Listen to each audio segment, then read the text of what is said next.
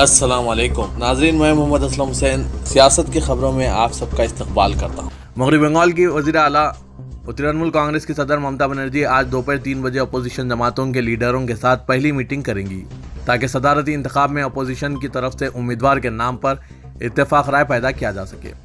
इस इजलास में अपोजिशन रहनुमाओं की खुसूसी कमेटी बनाने की तजवीज़ पर भी गौर किया जा सकता है। इसमें अहम अपोजिशन जमातों के 8 रहनुमा शामिल हो सकते हैं। तेलंगाना के चीफ मिनिस्टर के चंद्रशेखर राव इस इजलास में शिरकत नहीं करेंगे। पार्टी ने बीजेपी और कांग्रेस से मुसावी फासला बरकरार रखने का फैसला किया है। इसके पीछे वजह यह बताई गई है कि टीआरएस के एतराज़ के बावजूद कांग्रेस को इजलास में मदऊ किया गया है। तेलंगाना में कांग्रेस सबसे बड़ी अपोजिशन पार्टी है। तेलंगाना में हालिया जलसे-आम में राहुल गांधी ने बीजेपी के खिलाफ कुछ कहे बगैर टीआरएस हुकूमत को निशाना बनाया था। वाजरे के उड़ीसा के वज़ीर आला नवीन पटनायक की बीजू जनता दल की भी मीटिंग में शिरकत के इम्कानात कम हैं। आम आदमी पार्टी भी आज होने वाली अपोजिशन जमातों की मीटिंग में शिरकत नहीं करेगी। आम आदमी पार्टी के जराये के मुताबिक आम आदमी पार्टी सदारती उम्मीदवार का ऐलान होने के बाद ही इस मामले पर गौर करेगी। नेशनल हेराल्ड अखबार से मुतालिक मुबैना मनी लॉन्ड्रिंग केस के सिलसिले में कांग्रेस के साबिक सदर राहुल गांधी से मंगल को पूछगुछ हुई। मंगल को मुसलसिल दूसरे दिन 10 घंटे से ज्यादा पूछगुछ के बाद इन्फोर्समेंट डायरेक्टरेट ने राहुल गांधी को आज यानी 4 शुबे को दोबारा तलब किया है। राहुल गांधी आज मुसलसिल तीसरे दिन ईडी के सामने पेश होंगे। दूसरी तरफ राहुल गांधी मंगल की रात तकरीबन 11:30 बजे तहकीकाती एजेंसी के दफ्तर से निकलने के बाद अस्पताल गए और अपनी वालिदा और पार्टी सदर सोनिया गांधी से मुलाकात की। सोनिया गांधी कोरोना वायरस के इन्फेक्शन की वजह से बीमार है और फिलहाल सर गंगाराम अस्पताल में दाखिल हैं। दूसरी तरफ ईडी की पूछगुछ खत्म होने के बाद राहुल गांधी अस्पताल पहुंचे, जहां इनकी वालिदा से मुलाकात हुई। इसी मामले में ईडी ने कांग्रेस सदर सोनिया गांधी को 23 जून को पेश होने को कहा है। हिंदुस्तान में कोरोना वायरस के नए केसेस में 33% का इजाफा दर्ज किया गया है। वज़ारत सेहत की जानिब से आज 15 जून को जारी करदा आदाद-ओ-शुमार के मुताबिक मुल्क में गुज़िश्ता 24 घंटों के दौरान कोरोना के 8,822 नए केसेस दर्ज हुए हैं, जबकि इस अरसे में कोरोना वायरस से 15 अफराद हलाक हो चुके हैं।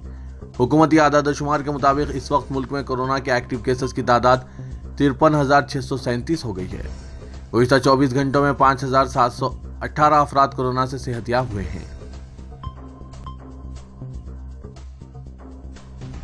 उत्तर प्रदेश की योगी हुकूमत ने अपने प्यारों के नाम पर जायदादें बनाने वालों को एक बड़ा तोहफा दिया है। अब रियासत में खून के रिश्तों में होने वाली रजिस्ट्री पर कोई स्टैंप ड्यूटी अदा नहीं करनी पड़ेगी। सिर्फ 5,000 स्टैंप ही रजिस्टर होंगे और 1,000 प्रोसेसिंग फीस ली जाएगी। योगी हुकूमत ने इस तजवीज़ को काबीना से मंजूर किया है। योगी हुकूमत ने अपने प्यारों के नाम पर जायदाद करने के लिए गिफ्ट डीड में 6,000 रुपए के स्टैंप पर रजिस्ट्री की सहूलत फराहम की है। इस कैटेगरी के मुताबिक हुकूमत में वालिदैन, शौहर, बीवी, बेटा, बेटी, दुल्हन, बहू, दामाद, हकीकी भाई, हकीकी बहन, बेटे बेटी का या बेटा बेटी खानदान के अंदर आएंगे। अब तक खानदान के अंदर गिफ्ट डीड में डीएम सर्कल रेट के मुताबिक रकम खर्च होती थी, जिसमें अगर किसी के पास 50 लाख की जायदाद है तो इसके लिए कम से कम 4,20,000 खर्च करना पड़ता था, लेकिन अब सिर्फ 6,000 में ये काम होगा।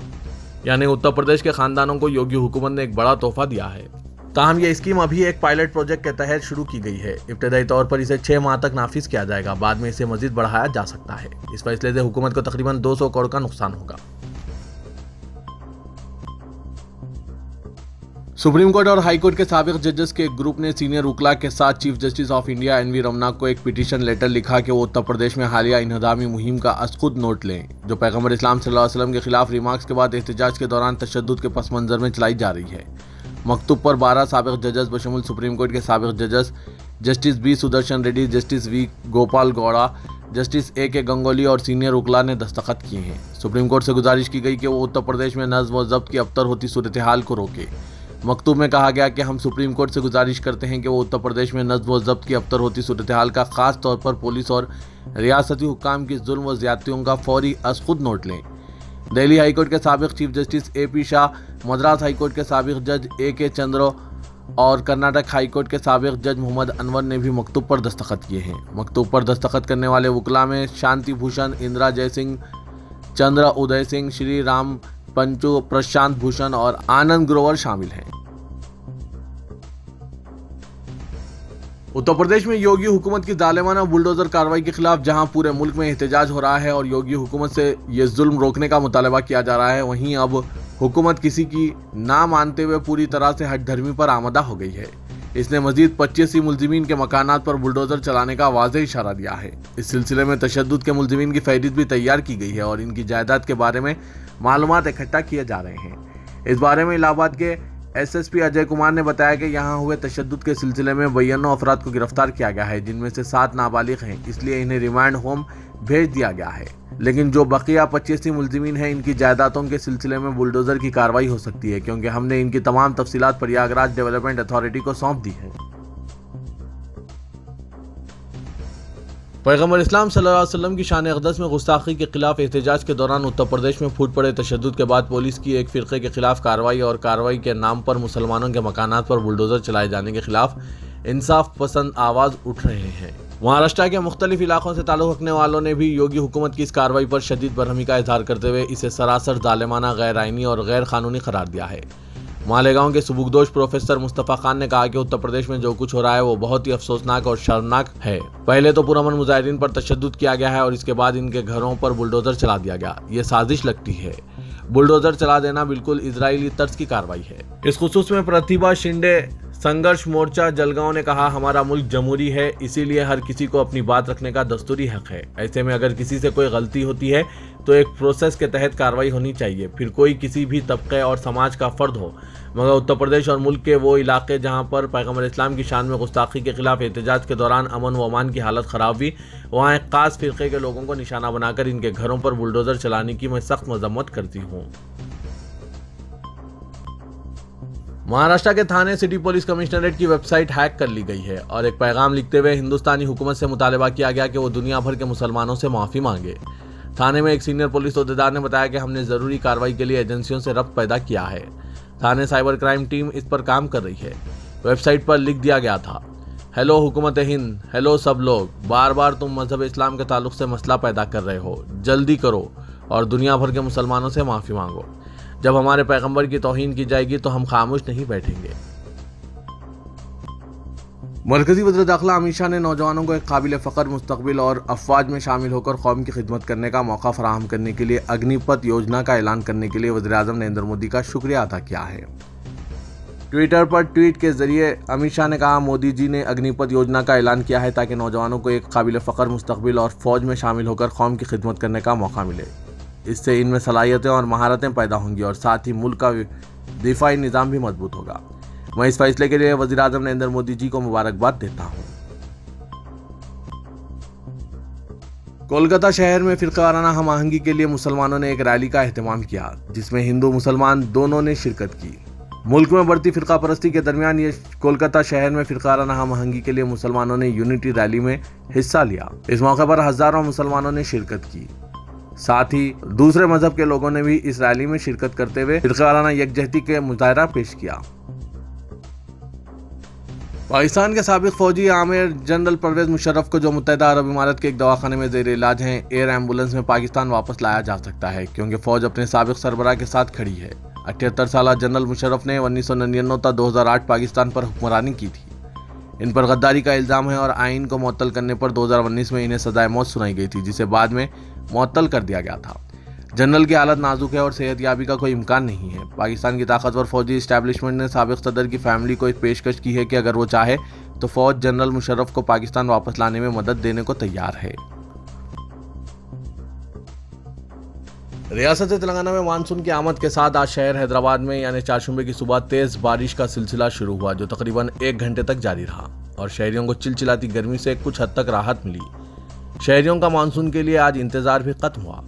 जहां शहरियों ने गर्मी से राहत ली, वहीं दूसरी तरफ बल्दिया और अवामी नुमाइंदों की नाअहली की वजह से पहली ही बारिश में सड़कों और गलियों में पानी जमा हो गया और बल्दिया के वो दावे खोखले साबित हुए जो वो मानसून से कबल किए थे। पुराने शहर के कई इलाकों में पानी जमा होने की शिकायत है।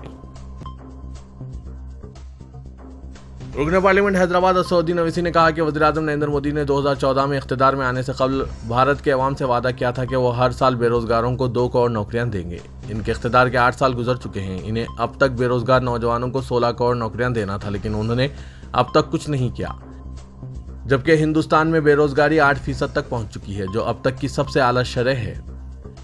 अब जबकि आइंदा सालों में पार्लियामेंट के आम इंतखाबात के अलावा राजस्थान, मध्य प्रदेश, छत्तीसगढ़, गुजरात, कर्नाटक के इंतखाबात होने वाले हैं। ऐन इंतखाबात से पहले वज़ीर आज़म ने आइंदा 2 सालों में 10 लाख नौकरियां फराहम करने का ऐलान किया है, जो कि इंतखाबी हरबा है। और 2 दिन कबल असौद्दीन ओवैसी ने गुजरात के भुज इलाके में अपनी तकरीर में कहा था कि 60 लाख जायदादें मरकजी इदारों में मखलूआ और मंजूरा हैं, लेकिन हुकूमत इस सिलसिले में कोई कार्रवाई नहीं कर रही है। वज़ीर-ए-आज़म नरेंद्र मोदी को यह महसूस हुआ कि असल मौजू पर हम बात कर रहे हैं, इसलिए वज़ीर-ए-आज़म ने जल्दी में 10 लाख नौकरियां फराहम करने का ऐलान कर दिया।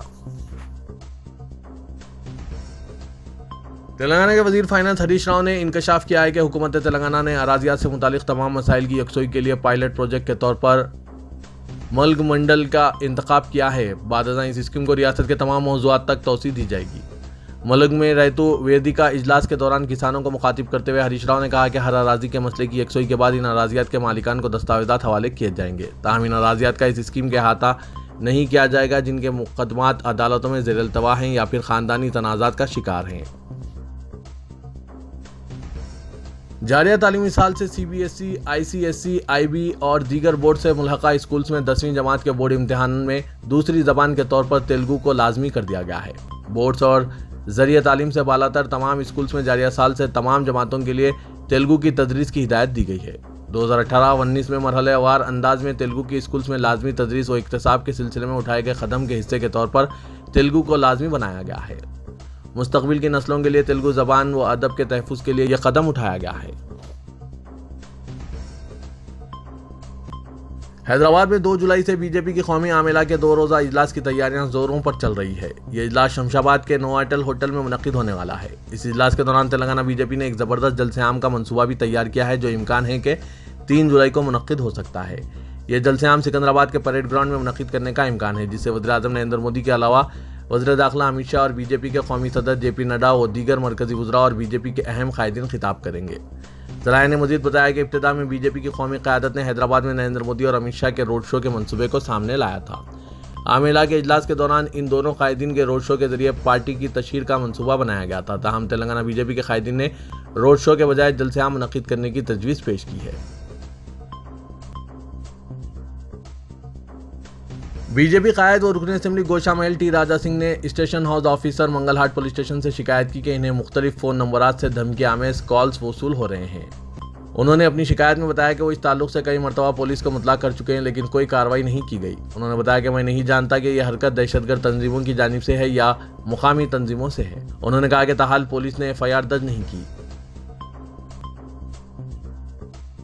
अदाकार सोनू सूद ने जुबली हिल्स इस्मत रेजी वाक़े पर अफसोस का इजहार करते हुए पुलिस से खातियों के खिलाफ सख्त कार्रवाई करने की मांग की। उन्होंने कहा कि मुतासरा के खानदान को पुलिस इंसाफ दिलाए, इस ज़िम्मन में किसी छोटे बड़े का ख्याल नहीं रखना चाहिए।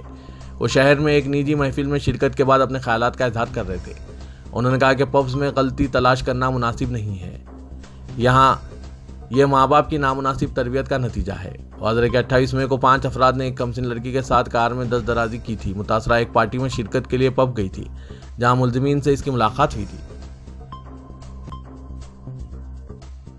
मौलाना आज़ाद नेशनल उर्दू यूनिवर्सिटी हैदराबाद के तमाम तलबा ने मुसलमानों के घरों को तोड़ने और मुख्तलिफ जगहों पर मुसलमानों पर जुल्म व बर्बरियत के खिलाफ आज एहतजाज दर्ज कराया। इस एहतजाजी प्रोग्राम में students Islamic organisation of India MANUU unit के सदर तलहा मन्नान ने कहा कि आज हमें डराया धमकाया जा रहा है और हमारी आज़ादी छीनने की कोशिश की जा रही है, लेकिन शायद हुकूमत को मालूम नहीं है कि हम इंसाफ पसंद लोग हैं। नाइंसाफ़ी को हम गुनाह समझते हैं, इसलिए हम अपनी जान व माल को कुर्बान करके इंसाफ पसंद मुल्क की तामीर करेंगे। उन्होंने मजीद कहा कि ताकत, बुलडोज़र और हथियार किसी फ़िक्र और तहरीक को ख़त्म नहीं कर सकते। वक्ती तौर पर जालिम जुल्म कर सकता है, मगर फ़तेह बहरहाल हक़ की होगी, सच की होगी, इंसाफ की होगी और आफरीन की होगी। साबिक़ तलबा यूनियन के सदर अताउल्लाह नियाज़ी ने कहा कि हम जिस मुल्क में रहते हैं वो जमहूरी मुल्क है और जिस कानून को मानते हैं वो अम्बेडकर का बनाया हुआ कानून है। आफरीन फातिमा के घर पर जो बुलडोज़र चला है वो इस कानून के बिल्कुल खिलाफ है। तो ये था आज का खबरनामा। खबरों से मुतालिक कमेंट के जरिए आप अपने ख्यालात पेश कर सकते हैं और साथ ही इस वीडियो को लाइक कीजिएगा। तो मैं मोहम्मद असलम हुसैन अब आप सबसे इजाज़त तलब करता हूँ, तो दीजिए इजाज़त। अल्लाह।